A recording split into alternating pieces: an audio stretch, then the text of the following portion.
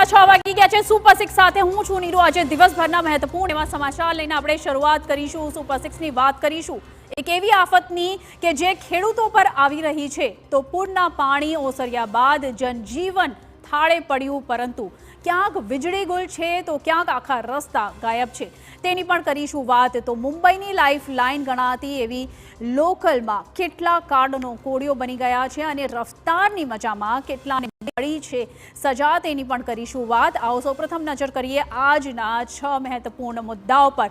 તો સૌપ્રથમ મુદ્દામાં આપણે વાત કરવાની છે તીડની આફતની। વરસાદની આફતમાં ખેડૂતોના મોઢે આવેલો કોડિયો તો છીનવાયો છે, પણ હવે તીડ તરખાટ મચાવે તો પડ્યા પર પાટું જેવી સ્થિતિ તાતને થશે। બીજા મુદ્દામાં વાત કરીશું પૂર બાદ થાળે પડેલા જનજીવનની, પરંતુ હજુ પણ રસ્તા, વીજળી અને પાકને નુકસાનને લઈને જગતનો તાત રડવા મજબૂર બન્યો છે। આગળ ત્રીજા મુદ્દામાં વાત કરવાની છે મુંબઈની લાઇફલાઇન એવી લોકલમાં રોજ થતા અકસ્માતની। 20 વર્ષમાં કુલ 23,027 લોકોએ જીવ ગુમાવ્યો છે અને તેવો કોર્ટમાં દાવો પણ કરવામાં આવ્યો છે।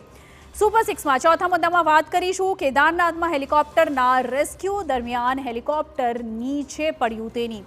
એક ક્રિસ્ટલ હેલિકોપ્ટરમાં ખામી સર્જાઈ હતી અને જેના બચાવમાં આવ્યું હતું અન્ય એક હેલિકોપ્ટર અને તેને ટો કરીને લઈ જવામાં આવી રહ્યું હતું।